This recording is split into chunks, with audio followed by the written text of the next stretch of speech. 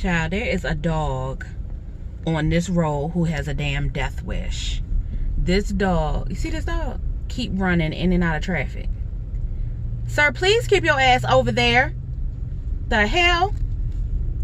Child. Don't you come back. Don't you come back over here, sir. Sir, don't you come back over here.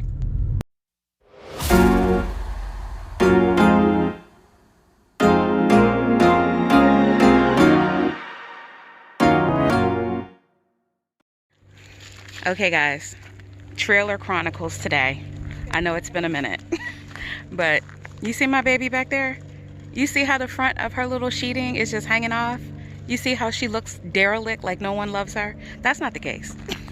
That's definitely not the case. So, I have a gentleman here who is going to be doing some fixing for me. We have two vents that are in need of repair. One of the vents is a vent that we put two vents in. One of them is torn off, so I'm pretty sure it's been vandalized. The other one is leaking, so whatever we did, however we put it up, it's not right. That means my baby is all dusty inside. You see all that dust? This is not the condition that she was left in. And yeah, all this dust, and also from settling water, it's a little mud, because we had a leak up there. And then on this side, at the back, there's just no vent at all. So yeah, we got to replace that. Weighing on me for several months, so I'm really excited to finally be doing something about it and getting these vents taken care of. Hopefully thereafter we'll be able to clean it up a little bit, get her in selling condition, and then move on with the get on. Y'all, guess the hell what? So I took my booty over to the MVD. Took the title that I have to the trailer because I have a buyer coming on Saturday. Today is Thursday.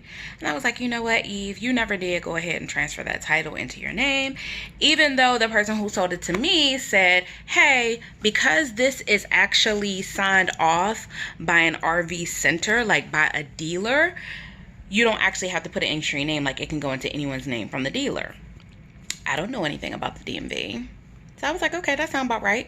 And as a matter of fact, at the time when I purchased this, I ran the whole thing by Nick. Nick took a look at the title. Nick used to work at the MVD.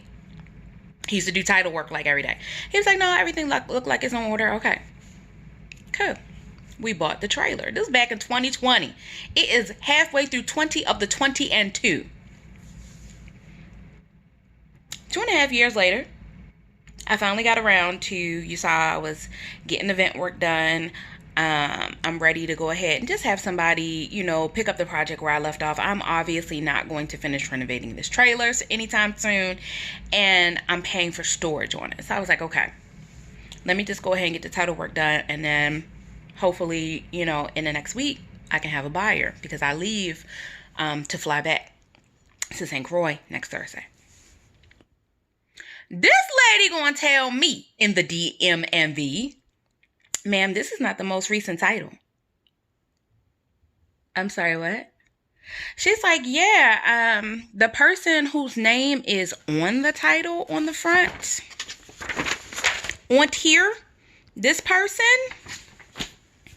they're technically still the registered owner of the title, even though on the back of the title, ownership was transferred to the RV center.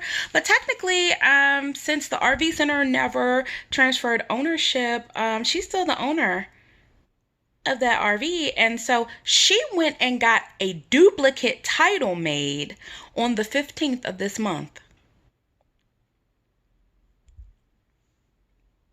On the 15th, as in 2 weeks ago, the 15th. So let me get this all the way clear. The title was transitioned over in 2010. 2010 is when this hoe took the damn RV over to the Garvin's RV Center and sold it to them. February of 2010. You decided, ma'am, in July of 2022. Was that 12 years? How many years is that? 12 years later, you decided, you know what?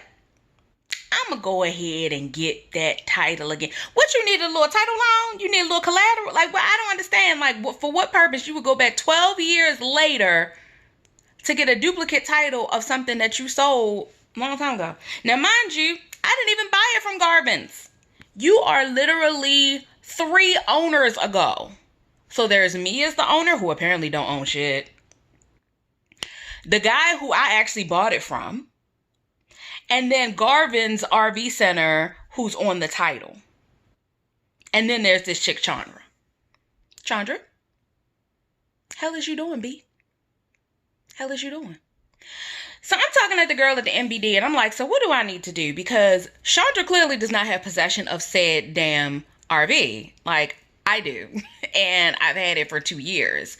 So what do I need to do in order to fix this? She's like, well, you're going to have to get in contact with Chandra. I don't need to get in contact with Garvin's, who's the last people who actually signed off on this, according to my title. I got to get in touch with the person who sold it to Garvin's. And then I need to see if she will give me the current title. Why would she do that? What's her incentive? Clearly, she's in some mess. That's the only reason that I could think of as to why you would go back and be like, what can I use?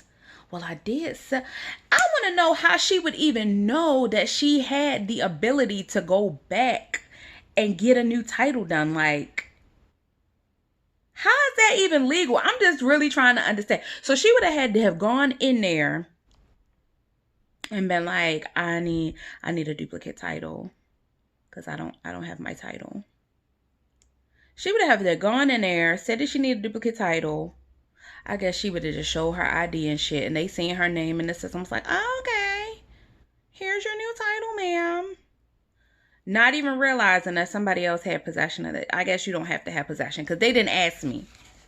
When I went in there and showed them the title, everything was all good. They did not ask me if I had possession of the vehicle, and they were going to give me a new title up until the point where they realized, hold on, there's a recent title. 2 weeks ago. Like, what are the odds? What are the odds of that happening?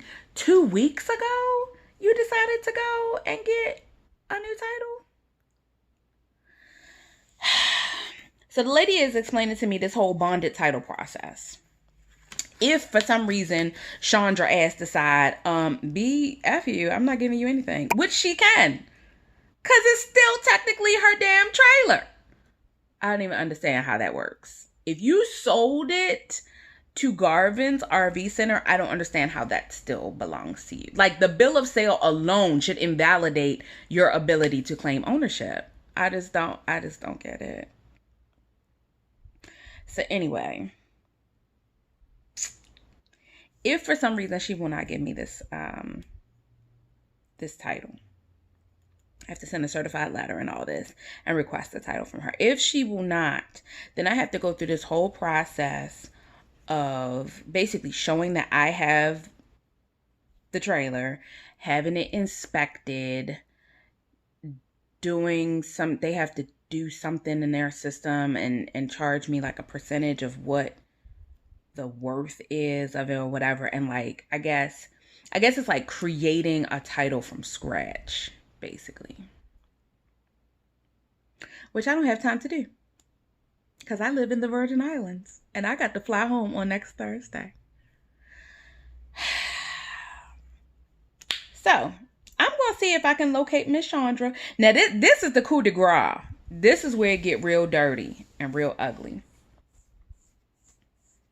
Did you know that you can request a vehicle report to indicate the name and address of the current owner of a vehicle?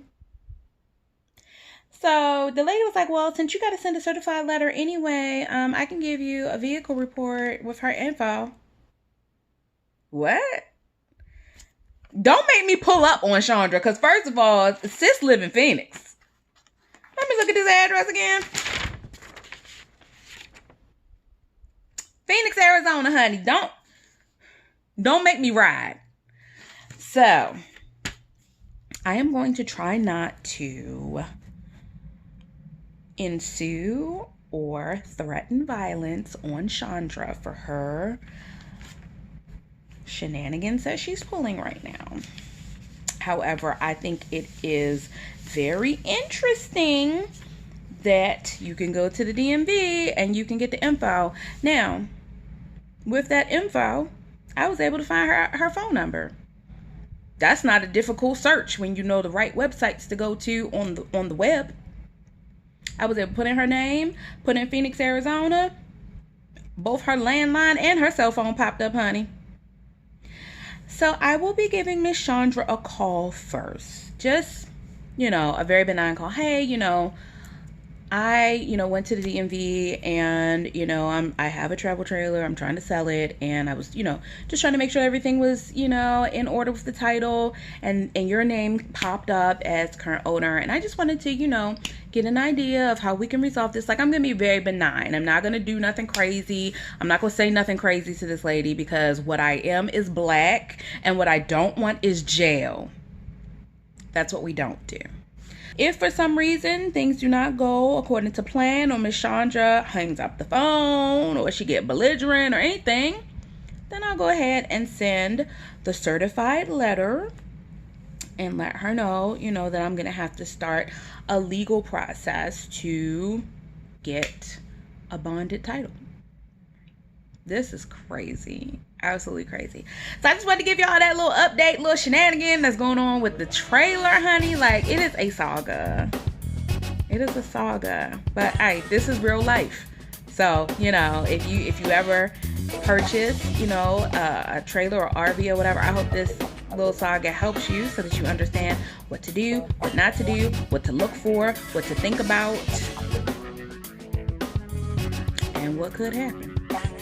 Somebody can come back from 2010 and get a whole new ass duplicate title or some shit that you own.